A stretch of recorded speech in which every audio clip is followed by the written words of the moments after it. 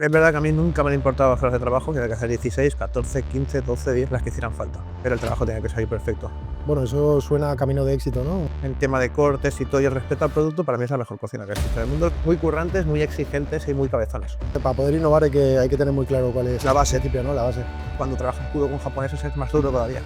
Pero te levantas todos los días sabiendo que debes dinero y que tienes que trabajar más fuerte todavía para pasar ese bache. Vaya tela. Yo me considero cocinero y el segundo apellido es empresario. No me frotes esa parrilla tanto, no me la dejes tan limpia, tiene que quedarse un poquito de grasa, porque eso después en parrilla es todo. Que en esto de la cocina nunca dejas de aprender, me estás dejando alucinado. No quiero volver para atrás. Estando siempre a la sombra de una persona, nunca vas a sacar lo que realmente eres. Ya estábamos todo el día grito pelado. Me encantaría llegar a los 70 y pico años que tiene él y estar todos los días detrás de una parrilla.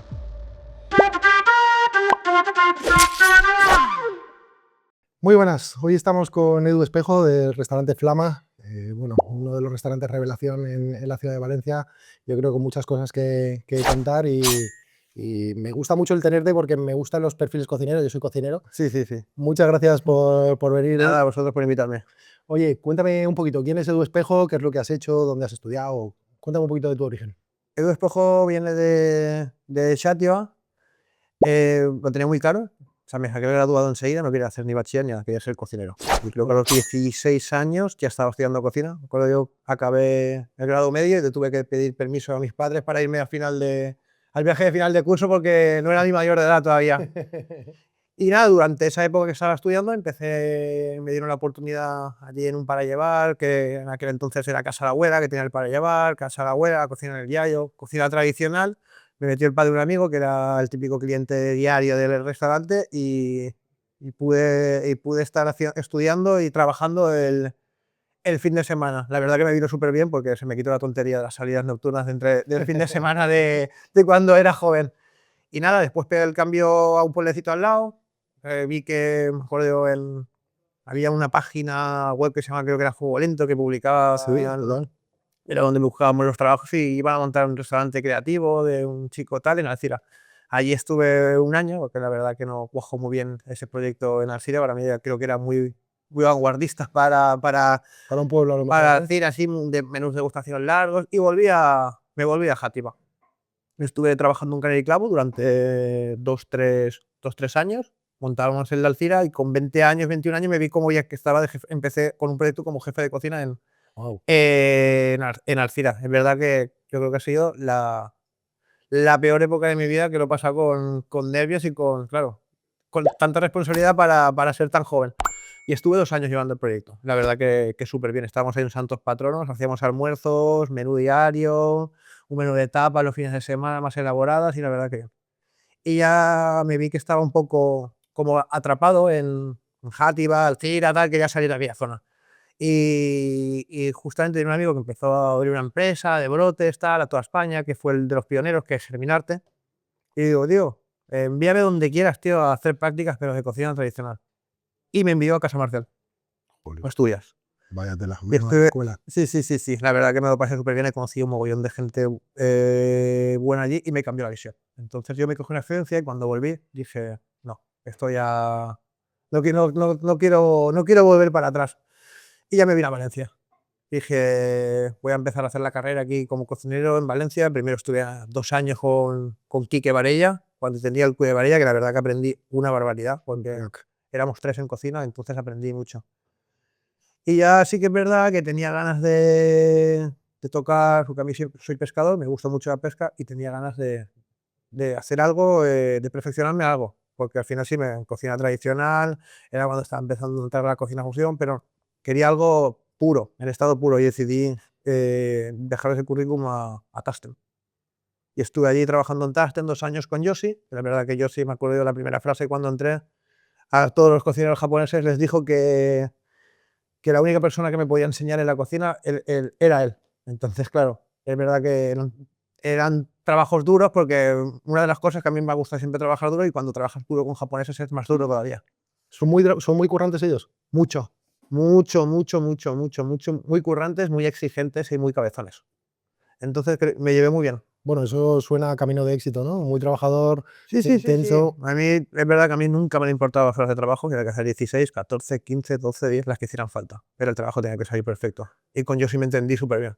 Y a los 2 años de estar allí me dijo, Edu, tenemos un proyecto tal, queremos hacer una balsería japonesa, quiero que lleves tú el proyecto tal, porque tú conoces más la fusión española, japonesa, parrilla tal. Y bueno, me dio el cargo de llevar, bueno, y ahí es donde empezó, creo, mi carrera profesional como en Valencia, como ya reconocimiento de los años atrás. Bueno, la verdad es que Jono es uno de los restaurantes que yo tengo como referentes en todo lo que es cocina japonesa, pero no solamente por cocina japonesa, ¿no? Pues sino porque, por lo menos para mí en Valencia, era esos primeros contactos que teníamos con la La parrilla brasa, el japonesa. guayu, los pinchos, de los yakitoris.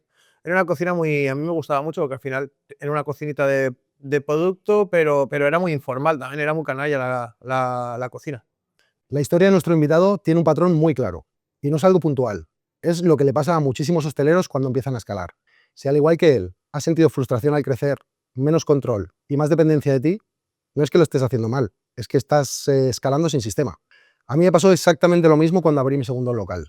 Pensé que estaba creciendo, pero en realidad estaba perdiendo el control. Perdía dinero con el plato que más vendíamos y dependía de estar físicamente en cada restaurante.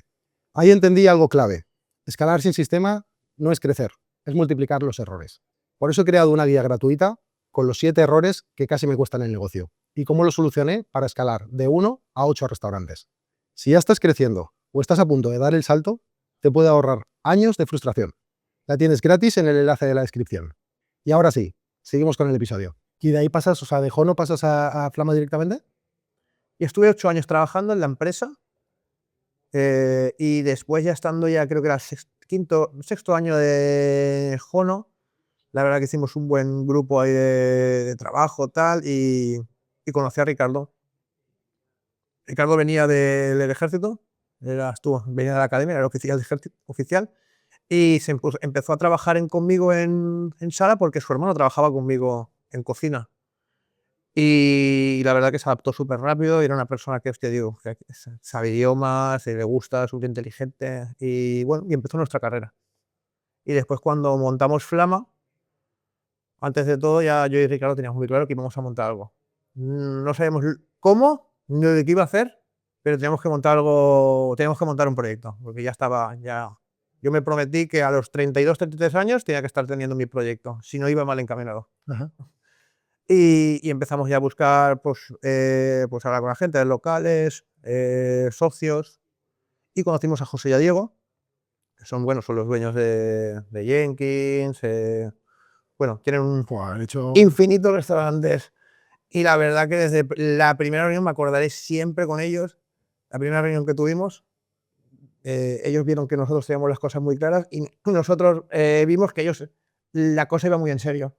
Os digo, conforme estábamos saliendo del restaurante, ya estábamos buscando locales esa misma tarde y mandándolos al grupo. bueno, al final es un poco cómo se consiguen, o sea, cómo se consiguen las cosas, ¿no? Teniendo claro la visión Mm. y chutándole. Oye, me gusta mucho esta parte tradicional o sea, de tus orígenes, de dónde vienes. ¿Qué es lo que te ha enseñado la cocina del pueblo que no tiene las estrellas Michelin? ¿O cuál es aquella cosa que dices, ostras, si no hubiera pasado por estas cocinas de a lo mejor más pequeñitas o de restaurantes más pequeños? A mí lo que me hace siempre, y yo cuando me levanto pienso siempre en tratar bien a la gente y en mejorar. Y una de las cosas que en los pueblos se aprende es la cercanía y el buen trato. Yo me acuerdo que en casa de la abuela habían camareros que llevaban trabajando 30, 25 años, 20, gente que era familia. Entonces esos valores se aprenden, para mí, mi punto de vista, en los pueblos se aprenden mucho. Oye, el hándicap de empezar como jefe de cocina con 20 años, ¿qué cosas han cambiado mucho en ti, no? Porque, por ejemplo, en mi caso, que empecé de una manera bastante parecida. Cuando yo empecé, era súper impetuoso y súper poco paciente con las cosas, muy exigente, porque es así como lo había vivido toda mi vida, pero con el tiempo y viendo ya, habiendo pasado por diferentes proyectos, en mí como que estoy mucho más tranquilo. En tu caso, ¿cómo ha sucedido? Lo mismo, lo mismo. Sí que es verdad que antes te cabreabas por nada. Y ahora ahora analizo. Antes no analizaba y ahora analizo las cosas porque han pasado y qué se pueden hacer para que no vuelvan a pasar. Ajá, es como un proceso mucho más reflexivo, ¿no? Para mí sí. Joder. Qué bueno. Me acuerdo que cuando trabajábamos en Jono leíamos unas pelotas entre yo, Ricardo, el Marcos, tal, y después nos llevábamos de lujo, pero estábamos todo el día grito pelado. Ahora ya no pasa eso. Qué bueno. Oye, ¿cómo nace en ti un poco la atracción por por la cocina japonesa? ¿Es desde siempre o porque sucede algo en el camino? Yo en la cocina japonesa lo que quería hacer era aprender a entender todos los pescados y la limpieza de todos los pescados, porque creo que al final es una cocina que la base en tema de cortes y todo y el respeto al producto para mí es la mejor cocina que existe en el mundo, el respeto al producto. Entonces lo que quería era empaparme de ese tipo de respeto al producto para si en algún día viene aquí innovar, saber la base, porque si, por ejemplo, nosotros en Flama maduramos pescados y tal, pero claro, si a mí me llega un pescado al restaurante y no sé quitarle bien las agallas, quitarle bien todas las bolsas de sangre, empapelar bien el pescado para que vaya soltándose agua y se vaya quedando en el papel. Claro, si no sabes eso, al final, cuando vas a hacer otro paso, el primer paso no está bien hecho. Entonces no creo que esa elaboración acabe bien ejecutada. Ujú. Qué bueno, al final es para poder conocer, para poder innovar hay que tener muy claro cuál es La el base. principio, ¿no? La base. Qué bueno. Oye, y cuando decidiste abrir Flama, ¿te dio como cierta inquietud del si iba o no iba a funcionar el proyecto o lo tenías muy claro que lo que ibais a hacer la iba a petar, como lo estáis haciendo ahora? Mira, yo el proyecto Flama, que si algún día Diego y a José los ves, en mi libreta estaba escrito desde hace 1 año y medio ese proyecto. Esa carta, esos platos, esa forma y ese formato de parrilla que queríamos dar a conocer en Valencia. Porque nosotros siempre, la gran mayoría de restaurantes aquí en Valencia siempre trabajan arroz y parrilla, arroces y parrilla, arroces y parrilla. Había muy pocos restaurantes que estaban enfocados a parrilla y lo que queríamos es que fuera un restaurante, un gastronómico elegante, pero enfocado a la parrilla y a buen producto. Ajá, qué bueno, joder, qué alivio da cuando hace año y medio que llevas pensando un proyecto y llega el día en el que lo abres. ¿Funcionó desde el primer minuto? O sea, ¿fue el éxito que tiene hoy desde el principio? Siempre. Qué bueno. Desde el primer minuto, sí que es verdad que subimos un mes de rodados, solo cogiendo 5 mesas, 5 mesas, 5 mesas, porque es verdad que abrimos muy rápido, faltaban cosas por llegar, entonces queríamos que por lo menos el cliente se llevara siempre una buena primera, que le gustara desde un primer momento. Y sí, la verdad que desde el minuto 1 Flama siempre ha estado bien. ¿Qué es lo que os hace diferentes? O sea, que explica un poquito para quien Yo no creo que la tenga idea. diferencia de Flama creo que es un restaurante ahora mismo en la ciudad que calidad-precio está muy bien. Siempre que vas a Flama siempre tienes las mismas caras, tanto en sala, tanto en cocina, y que creo que el trato nuestro es muy familiar. Ajá. Bueno, además de que se come Sí. espectacularmente bien. O sea, que trabajáis muy bien el producto. Oye, ¿desde el principio tenéis claro el planteamiento de costes, escandallos, toda la parte un poco de gestión, o empezasteis viendo qué era lo que funcionaba y luego hicisteis el proceso de ver si esto económicamente tenía sentido? Empezamos también con precios muy moderados, sabiendo que no estábamos en los márgenes que tocaban, pero estaba muy claro Ujú. desde un primer momento. Y ya poco a poco, y subiendo calidad, y subiendo precios, y subiendo producto, pero siempre nosotros al final trabajamos todo con programas. Entonces, todo lo que tenemos en Flama, todo va a pasar por un programa. Y ahora mismo sí que es verdad que este año y el de atrás sí que es verdad que estamos un poco más, hay que estar más atentos de todos los precios, de todo, El porque mundo está cambiando mucho. está cambiando mucho, creo que sube semanalmente todo y nada, pero sí, nosotros trabajamos siempre con nuestro equipo de oficinas, con el tema de escandallos, márgenes, beneficios, alquileres, gasto de personal, lo llevamos siempre a rajatabla. ¿Y la calidad a cualquier precio o todo tiene que estar como moderado? Quiero decir, anteponéis la calidad del producto, del pescado, entendiendo que hay épocas en las que a lo mejor fluctúa y está más alto, o todo tiene que estar como muy controladito. No, no, lo primero de todo, anteponemos siempre la calidad. Ujú. Siempre. Siempre. Si hay días que me tengo que comer 5 euros en un kilo de pescado, pues me lo como. Pero ese pescado lo tienes que recordar como el primer día que lo recordaste cuando te lo subimos en Flama. Qué bueno. Ahí no hay vuelta de hoja. Entonces, a nosotros nos pasó al principio cuando abrimos, nosotros abrimos en 2009, ¿no? Hace ya unos cuantos ayeres. Y recuerdo al principio que intentábamos traer el concepto que tenían nuestros padres en el pueblo, que era un concepto de cocina de producto. Nosotros éramos cofrades en Jave, ahí en Peñíscola, íbamos todas las semanas a las dos lonjas, nos extendíamos. Y sí que es verdad que en aquella época intentábamos dar una calidad muy alta, pero igual, ¿no? Intentando sacrificar los márgenes, hasta que nos dimos cuenta realmente de que años después, cuando empezamos a hacer números reales, empezamos a darnos cuenta de que la rentabilidad que nos faltaba era porque sacrificábamos demasiada la calidad versus el margen, ¿no? También en un momento económico en el que pues, había una crisis profunda de la leche, no sé si... 2008 es Sí, 2008. cuando empecé cuando salí del trabajo es cuando me pilló el sacrificio. Bueno, o sea, en aquel momento con lo complicado que estaba, pero para nosotros sí que fue un alivio cuando nos pusimos a ver, nosotros facturábamos muy bien, el restaurante ya empezaba a tener pues cierto reconocimiento, pero al final de año eso estaba, vamos, la caja estaba más vacía que todas las cosas, ¿no? Todo lo que había se había reinvertido y nunca sabíamos dónde estaba la pasta. Pero cuando empezamos a definir mejor los procesos, sobre todo a escandallar, a controlar lo que nos traían los proveedores, pues no solamente la recepción de mercancías, sino también pues un poco pues que todos los precios estuvieran bien, que no nos la estuvieran metiendo por ningún lado, empezamos a entender joder, que el salto no está solamente en intentar tener el mejor producto y no fijarte en nada más, ¿no? Que todo tiene que ir como muy acompasadito y que una cosa sin la otra como que no tiene sentido ni sacrificar la calidad por el precio ni el precio por la calidad, ¿no? Que hay que intentar buscar ahí el equilibrio que es jodido, tío. ¿Qué fue lo más difícil, lo que más te costó cuando pasaste de cocinero a jefe de cocina, ¿no? ¿El salto fue muy natural? ¿Tú siempre habías sido líder? Sí, la verdad es que fue natural. Fue natural. Entonces, cuando empecé, como eran proyectos pequeños, siempre cuando había alguna baja, pues siempre subía más o menos el que estaba por debajo, tal. Y la verdad que siempre he sabido llevar bien y saber dónde he estado en una cocina. Porque venía de Caniclavo de jefe de cocina, subí a Casa Marcial cuando fui a Casa Marcial estaba abajo del todo, después cambié a Quique Varia de cocinero, después en Taster empecé como cocinero, después pasé otra vez a jefe de cocina. Creo que siempre tienes que saber dónde estás y lo que puedes aportar en la posición donde estás. Totalmente. Ya está.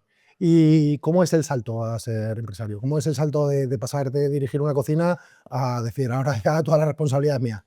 Bueno, el salto es el mismo, pero te levantas todos los días sabiendo que debes dinero y que tienes que trabajar más fuerte todavía para pasar ese bache, como todo. Pero o sea, me resulta súper atractivo el que desde el principio tuvierais claro toda la parte de gestión, ¿no? Bueno, nosotros en Jurist muchas veces vemos cocineros famosos o reconocidos que con muy pocos años de proyecto acaban fracasando, en muchos casos pues por falta de gestión, ¿no? Y ver que hay empresas que apuestan desde el minuto cero, cocineros que creen mucho en el producto, que creen mucho en la técnica, en el proceso, o sea, los procesos y que intentan hacer las cosas muy bien, pero además unen toda esta parte de gestión, la verdad es que no hay tantos, así que enhorabuena, tío. Al final es parte del éxito. Sí, al final siempre lo digo que yo me considero cocinero y el segundo apellido es empresario, pero yo me levanto, voy al restaurante, cocino, me voy a mi casa, descanso, vuelvo al restaurante y cocino. Todo eso revisando todo porque realmente el restaurante es mío. Pero yo siempre digo que el cocinero es el que cocina. Ya está. Joder, la verdad es que me da envidia, ¿eh? Porque a mí cada vez me cuesta más cocinar, no porque no me guste, porque me flipa cocinar, pero el día a día se me come y paso muchas más horas en la gestión que en la cocina. Yo mi referente, hay mucha gente que dice, ¿cuál es tu referente? Pues para mí es Víctor. Me encantaría llegar a los 70 y pico años que tiene él y estar todos los días detrás de una parrilla, porque para mí eso es energía que todavía le queda energía dentro. Y me encantaría llegar a esa edad y estar cocinando en una parrilla. Joder, la verdad es que yo también lo firmaba, ¿eh? Trabajas, o sea, antes estabas hablando de Ricardo. Cuéntame un poco quién es Ricardo y cómo consigues que esta eterna disputa que hay en muchos restaurantes de cocina y sala, en vuestro caso, sea una relación muy llevadera y que hasta el punto de que hayáis decidido montar el restaurante juntos. Eh, yo es que para esas cosas soy muy familiar y como alguien nos respete de nuestro entorno o de nuestra manada a algún compañero suyo, mal vamos. Porque Lo primero que hacemos siempre yo y Ricardo es que la gente que trabajamos en el restaurante se tiene que llevar todos espectaculares. Por eso hacemos siempre cada 2 por 3 hacemos comidas, salimos muchas veces juntos, la comida del personal siempre hacemos todos juntos. Nosotros hacemos muy hincapié en el tema de, después están los típicos piques de cachondeo que siempre puede haber en todos los restaurantes, pero nosotros nunca, nunca, nunca, nunca, nunca va más. Y si hay algún malentendido, se habla y se piden disculpas, siempre. ¿Y cuál crees que es la clave? Si tuvieras que definir una para esta gente que está montando sus restaurantes y que, bueno, que ha vivido pues, en muchas cocinas, seguro que a ti también te ha pasado, o lo has visto en restaurantes que has conocido, ese pique. ¿Cuál crees tú que es la clave para que sala y cocina puedan convivir y además pues, Yo trabajar juntos? creo que es el jefe de cocina, que en este caso soy yo, pararle los pies a tus cocineros cuando se enganchan con la sala, y el jefe de sala pararle los pies a los suyos cuando se enganchan con los de la cocina. Ajá. Ya está.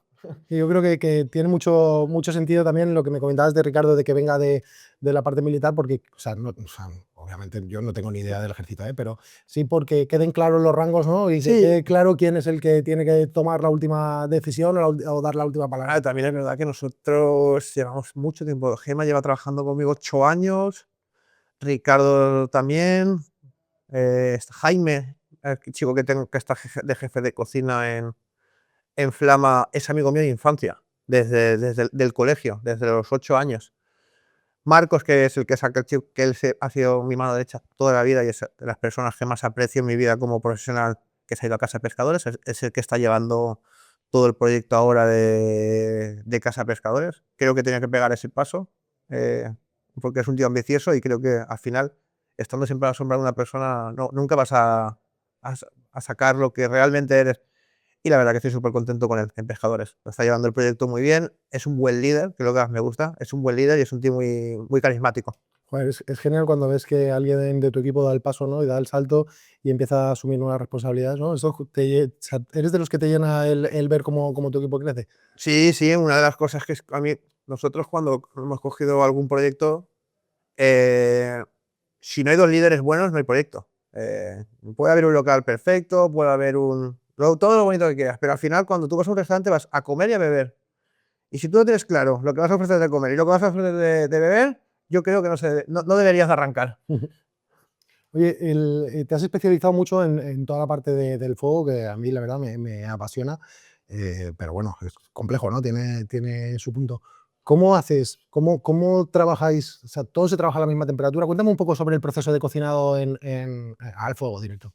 Yo, al final, el fuego es una llama viva. Tienes que entender qué quiere ese día el fuego, porque a veces te llega un carbón más húmedo, más roto, menos roto, no está a la temperatura que quieres que alcance ese fuego.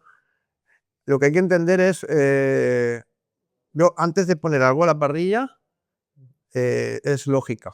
Es lógica, porque por ejemplo una cococha, que es un bocado delicado, no va a querer fuego fuerte, va a querer fuego mío. Un pescado que por ejemplo lo tengo más curando, pues que tiene la piel más seca, voy a empezar con fuego mínimo y lo voy a ir subiendo para que vaya suflando la piel. Lo que hacemos en Flama siempre es, antes de poner algo en la parrilla, tienes que analizar qué quiere ese producto. Porque el fuego tienes que dominarlo tú, el fuego no te puede dominar a ti. Y por sabores, porque en el momento que tú pongas ahí por ese rodado y boom, y saca una llamita, pues esa llamita igual le ha dado a la cabeza y después ha combustionado el aceite y después te va a dar sabores a gasolina, por esa llamita. No, tienes que siempre, antes de poner algo, tienes que saber, hostia, ¿por qué voy a ponerlo ahí? ¿Qué hace falta? ¿Cuándo lo tengo que sacar? Un guisante lágrima, por ejemplo, hay cosas que nosotros hacemos nuestra agua de Lourdes, que es una mezcla de vinagre, tal. Pues igual esto es un aceite de oliva extra virgen, igual esto es un aceite pero suave, un 0,4. Igual esto es el agua de Lourdes, que tiene que ir mojado ahí dentro. Tienes que analizar el porqué de todas las cosas antes de entrar a una parrilla.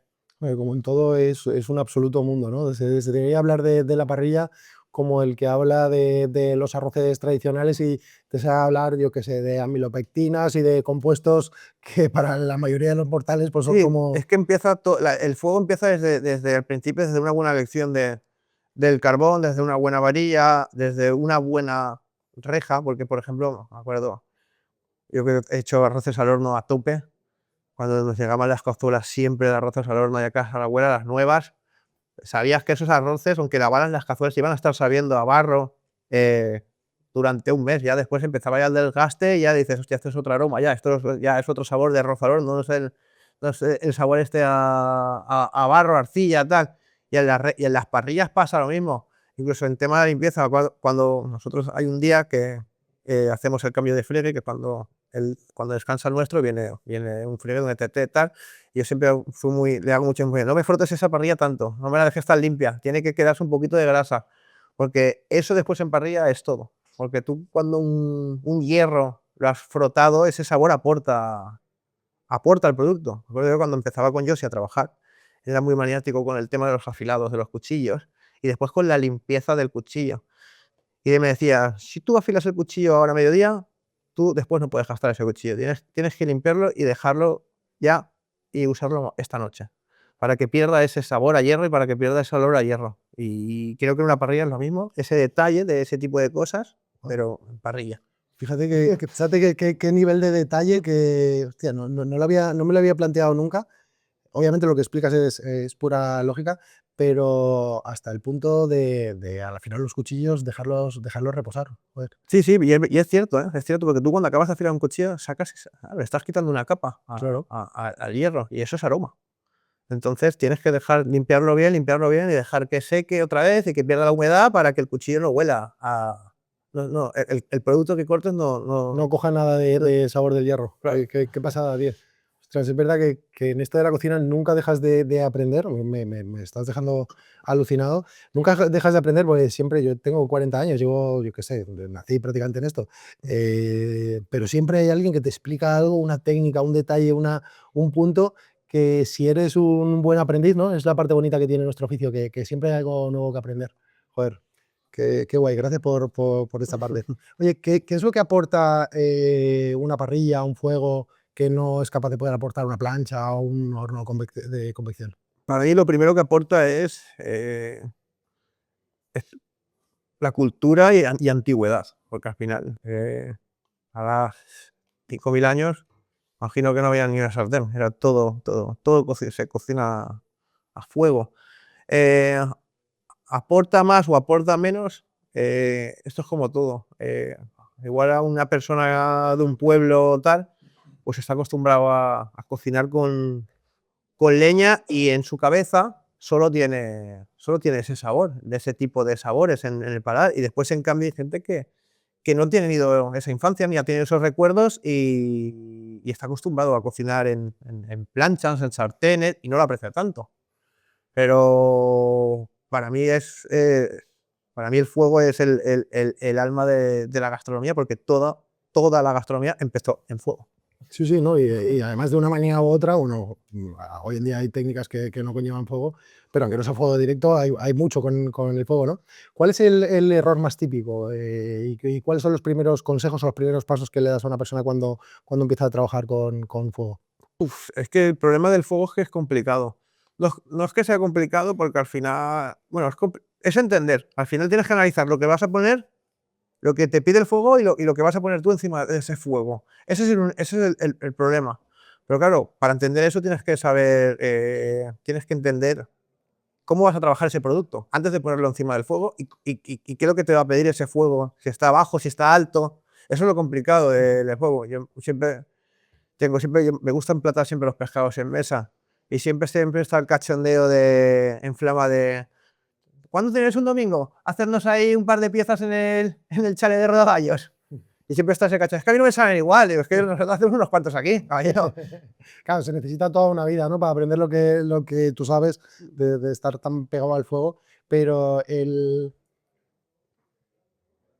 ¿qué es lo que define? O sea, antes hablabas de que unas cocochas, por el tipo de producto que es, a lo mejor necesitan menos calor o menos intensidad, pero con respecto, por ejemplo, a las carnes, ¿también trabajáis con diferentes temperaturas o con diferentes métodos de cocción? Sí, sí, sí, y hay cosas que gasto cocciones modernas. Por ejemplo, nosotros ahora en el restaurante estamos haciendo una codorniz de maíz, una codorniz que está solo completamente alimentada a maíz, que es el espectáculo, y le damos una cocción, por ejemplo, envasada al vacío con romero, tomillo, ajo, 50 grados durante 1 hora. Y después la pasamos en parrilla alta para que la piel sufre, quede jugosa Y después incluso hacemos una molleja que la tenemos cociendo en parrilla 50 minutos, una hora en fuego alto para que vaya cocinándose entre su... Y después hacemos una chuleta a llama directa con sarmiento. Y es que al final, ¿Cuántos tipos de leña, carbón utilizáis? marabú cubano, sarmiento, encina, y después para platos en frío que hacemos, por ejemplo, la gilda, pues gastamos viruta de barricas antiguas, viruta también de olivo. 5 o 6 tendremos. Wow. Sí, sí, sí, sí. Parece que el mundo de la parrilla es simplemente volcarlo No. y encenderlo. También trabajamos mucho los ahumados en frío, por ejemplo, el helado de leche de oveja que hacemos en restaurantes con sarmiento. Pero los ahumados los hacéis vosotros. Los hacemos también nosotros. Qué bueno. Todo, todo, todo, todo. ¿Y te sigue dando tiempo para poder ser tú quien selecciona el producto, quien está muy en contacto con el producto, o ya has tenido que delegar esa parte? No, no, no. Yo, si no estoy en el restaurante ese día es porque tengo algo importante o tengo que salir, pero es raro. Es raro. Es raro. Yo me gusta siempre estar a las 10:15 de la mañana. Si me tengo que ir, me voy, pero primero cojo, reviso el pescado, el producto que ha entrado y después ya hago marcha. O me voy al mercado central o hago las cosas que tengo que hacer, pero casi siempre, siempre, siempre, siempre reviso todo el producto. Ahora me imagino que será un poquito más fácil el conseguir el producto, pero entiendo que sobre todo al principio, en los primeros meses y el primer año, hasta que te haces un poco con los proveedores, igual es más difícil competir pues, con restaurantes muy de producto. ¿Cómo consigues que tu famoso virrey, toda la parte de rodaballos, todo el pescado sea de la máxima calidad? Porque al final estás compitiendo con los que juegan en Champions, o sea, Sí. en muchos casos con gente que lleva a lo mejor, no sé, 40 Muchos años, ¿no? años, muchos años. A mí, por ejemplo, de pescaderías, trabajo con 5 o 6 pescaderías. Trabajo con Antonio, que es el de aquí de Valencia, que es el con el que trabajo más piezas, y después trabajo con 3, 4 proveedores de Galicia, otro de Getaria, Y y los 3 directos de sí, sí, ahora lo bueno de ahora es el Segur Express. Entonces, si pido hoy el pescado por la mañana, hoy lo pido a las 12 o igual, hoy he pedido, a veces pido pescado a las 9 de la mañana, de recién entrado en Lonja, y mañana a las 10:30 me está entrando el pescado por la puerta. Vamos, como si Pues sí, estuvieras aquí en claro, Alicante, ¿no? que al final la lonja aquí, tú compras aquí en Valencia, compras a las 4:30 y el pescado te lo deja, te lo repartes mañana. Es lo mismo. Wow, qué bueno. Oye, y respecto a la selección del pescado, ¿en qué te fijas tú para ver que el pescado realmente te están trayendo lo que tú quieres? Entiendo los tips tradicionales, ¿no? Pero Sí, un tío tan experimentado como tú seguro que tiene alguna cosa más avanzada. agallas, mirar siempre la época, cuando limpias las tripas siempre fijarte el cúmulo de grasa que tiene dentro de la... Cuando tú limpias abajo, por ejemplo, los alfonsinos, los virreyes, hay virreyes que no tienen grasa a veces, y hay alfonsinos que tampoco, y a veces tienen mucha grasa. Entonces, siempre ir controlando, para mí, siempre controlo el punto de la grasa de los pescados, y te vas siempre fijando en la época. También es verdad que es que rodaballo, hay muchos tipos de rodaballo, de mucha calidad. Por ejemplo, el rodaballo de la costa de la zona de Getaria con el Golfo francés, para mí ese es el mejor rodaballo, pero no hay siempre. En Galicia también hay muy buen rodaballo. Pero después igual has pedido un rodaballo, es que esta semana es rodaballo portugués o marroquí y tal, sí, que es el mismo mar. Pero después es Atlántico al final, la parte de Galicia y tal, pero coges los veces, es que esto no es lo mismo. Esto no tiene nada que ver. Claro, tiene que ver con temperaturas, con estacionalidad, ¿no? Con cómo Totalmente, está el pescado. totalmente. Al final, por ejemplo, ¿por qué es tan bueno el rodaballo? Por ejemplo, la zona de Victoria, porque es un rodaballo que trabaja. Tú lo levantas, la piel blanca esa que tiene grasienta, es como si fuera la piel de un tiburón, una tintorera, porque es un rodaballo que ha trabajado, que ha trabajado y es animal, entonces por eso tiene más grasa.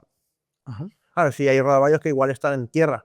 Ese rodaballo no trabaja bien, no rasca, no lucha por comer, y eso hace mucho en la pesca, igual que un besugo de costa, un besugo de profundidad.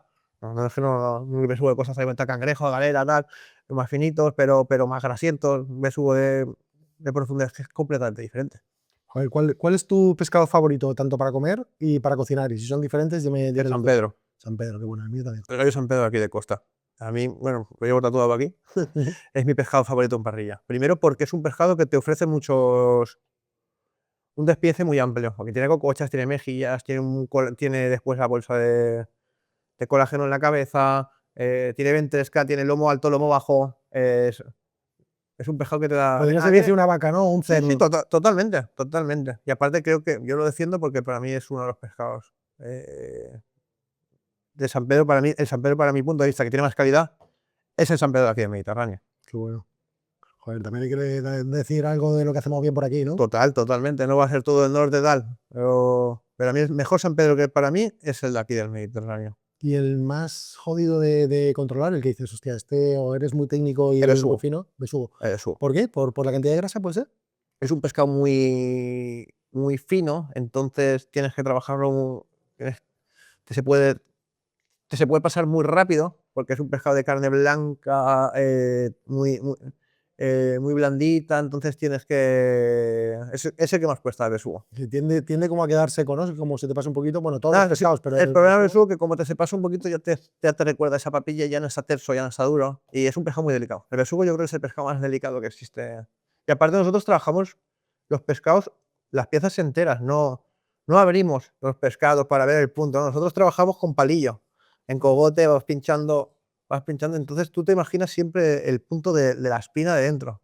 Es lo complicado, nosotros no hacemos pescados abiertos, es siempre cerrado. y los acabáis directa, o sea, siempre los acabáis en parrilla, no trabajáis con terminaciones en Nada, con leche. entra en parrilla y se acaba en parrilla. Pero bueno, Ya tiene que está. ser complejo, el Y los dominarlo. puntos, levantan ese pescado, Ricardo. Edu, levanta eso que están tardando un poquito. Apártalo, tal, los partas otra vez dentro. Y siempre es complicado. Jugar, ¿no? Con el tiempo, claro. En una carne es un poquito más fácil por la cantidad Retiras, de grasa. después trinchas y después ya vuelves otra vez ahí afuera. Pero el pescado es que el problema del pescado es que sigue cociendo y Intenta esa cocción secarse, es ¿no? muy corta. Claro, tiende como a evaporar mucho el agua, ¿no? Es Total, fácil que se es seque fácil que te como los sepase un pescado. eh, es muy fácil que te sepas un pescado. Qué bueno. Bueno, en el programa tenemos una sección que le llamamos el fuera de cartas, son típico preguntas con respuestas rápidas. Vamos a ver y si hay alguna que no te sientas cómodo, me dices. Bueno, la primera es un plato que te defina. Un plato que me defina, la tortilla de bacalao, Qué bueno. Un restaurante del que siempre vuelves. el cano. Joder, qué nimbus. Un chef al chef que más respetas. Al chef que más respeto, A uno de ellos. Víctor Qué, Echevarri. qué grande. Un empresario al que admires, un empresario del sector que admires. José Diego. Son dos cracks. Y una persona que debería de venir aquí a una entrevista con nosotros. De Berto. De Berto. Sí. Vamos a apuntarlo, vamos a ver si Para mí es un genio. hacerlo. A mí me encanta De Berto y creo que lo ha conseguido él. Para mí no va a ser un restaurante, va a ser una joyería del mar. Para mí eso es la definición de Berto. Yo creo que ese hombre sí que tiene que saber tips, pero de verdad. Pero es de aquí de Valencia. Gallego. Gallego. Gallego, no creo que. Ajá, qué bueno. Qué bueno. Nos pilla un poco lejos, pero Sí, lo vamos a sí, sí, intentar. sí. Vale, antes estábamos hablando del tema de costes y, bueno, lo difícil que es a veces con el tema del pescado. El pescado, también para un restaurante, el precio fluctúa mucho, ¿no? ¿Cuánto puede llegar a fluctuar durante el año yo qué sé, un rodaballo o ¿Roda de Bayo? Mm. 15 euros por kilo. 15 euros de diferencia? Sí. Es una barbaridad. Claro, tú piensas que ahora, por ejemplo, hay dos fechas duras siempre en el año, en los restaurantes aquí en Valencia. Ujú. Las navidades, los temporales, que el problema, claro, cuando hay temporal el pescado sube, porque no hay. Y después cuando arrancan las Islas Baleares, en junio. Cuando arranca, claro, bueno, la temporada de... Porque ellos necesitan mucho pescado para arrancar. Entonces, claro, lo que hace es encarecer todo, porque consume mucho pescado. Qué bueno, joder, no lo hubiera dicho nunca. Bueno, quiero hablar un poco ahora de la parte de reconocimientos, ¿no? Que además en Flama os llegaron súper pronto, casi al abrir. En 2024 recomendación, ¿no? De guía Repsol, 2025 guía Michelin. Sí, ¿Cómo es esto? O sea, ¿cómo es esto? Me imagino que al principio, pues yo creo que me imagino que un chute de alegría, pero ¿fue buscado? Cuéntame un poquito de esta parte. no, mi filosofía es trabajar, trabajar y trabajar. Y si te dan algo es por tu trabajo. Entonces nosotros creo que íbamos por el buen camino y creo que el sol llegaría y que la recomendación llegaría, pero yo lo que me centro es en que esto, al final, yo con el que pienso todos los días es con el cliente, que es el que nos paga y con eso nosotros podemos pagar las nóminas, los proveedores y podemos pagar todo. Entonces, yo no tengo ninguna obsesión. Mi obsesión es que todo ya salga perfecto y que el cliente se vuelva 10, 20, 30, 40, 50, como 70 y 80 veces que han venido clientes a Flama en 3 años. Entonces entiendo que mucho no ha cambiado Flama con todos estos reconocimientos. No, la verdad que es verdad que, por ejemplo, el tema de las noches, el tema del turista de ya un poder adquisitivo más alto, sí que es verdad que eso sí que lo hemos notado desde que nos dieron las recomendaciones Michelin, el cliente extranjero entre semana, que te va por las noches a tu casa. Pero en general es lo mismo porque al final nosotros nos dedicamos a trabajar e intentar que esté lleno siempre todos los días el restaurante. Joder, ¿y lo conseguís? O sea, Sí, sí, sí, ¿realmente sí. pasa lleno? Sí, sí, siempre. Da igual, estábamos viendo, por ejemplo, me acuerdo que el primer año el Aní de la Crema, hicimos 2 o 3 mesas, me parece. Y el año que viene cerramos. Yo, tranquilo. El Aní de la Crema mañana está lleno desde hace un mes, ya. No, y antes me contabas que además Claro. para toda la temporada de fallas Sí, sí, la sí. llenáis con... Entonces es creer y estar siempre, pues, al final es creer en tu proyecto y trabajar duro y para que salga todo perfecto. ¿Qué papel ha tenido esa resiliencia en el crecimiento que has tenido? En mi caso, o sea, yo lo que más me defino, yo no soy bueno o muy bueno en muy pocas cosas, pero creo que lo que mejor soy es en persistir, resistir y buscar el Yo camino. me considero igual porque tampoco creo que sea una persona mega creativa, pero sí que en verdad creo que me defino es que soy una persona muy constante y muy cabezón. Y, y me gusta estar todos los días, pico y para. ¿Seré mejor o peor? ¿Habrá mejores cocineros que yo? Por supuesto, pero soy constante. Y las horas no me pesan en el cuerpo. Bueno, así es imposible que fracases con constancia y sin límite de carga Mi de trabajo, trabajo. Qué bestia. Oye, ¿cuáles son los siguientes pasos? ¿Hacia dónde vais? ¿Qué vais a hacer? pues no lo sé. A ver, montar algo, imagino que montaremos algo, porque nos gusta ser ambiciosos, pero siempre con 2 dedos de frente. Al final yo lo tengo muy claro. Flama ahora mismo es el emblema de la casa. Pueden surgir más proyectos a partir de Flama, pero Flama siempre se tiene que defender como un fortín, porque al final es tu marca de empresa y es tu imagen. Sí, sí, sí. Nosotros decimos que en nuestro caso Puerta del Mar es nuestro buque insignia y que podremos hacer todos los proyectos que queramos, pero que lo que no se Siempre puede tiene que matar es estar el amor. cuidado, Sí, sí, siempre. sí. Qué bueno. Oye, tío, sé que hoy tienes un día complicado. Seguro que la grabación del podcast sale un poquito después, pero para quien no lo sepa y valore el tiempo que nos estás dedicando, estamos en plenas fallas, ¿no? Hoy tendrás un servicio de Sí, sí, doble sí, dinero. sí, sí, sí, sí, sí, sí. Muchísimas gracias por tu tiempo. Ha sido un lujazo tenerte aquí en casa Nada, y ya sabes que aquí tienes tu casa cuando nada. quieras, tío. A vosotros. Muchas gracias. Gracias.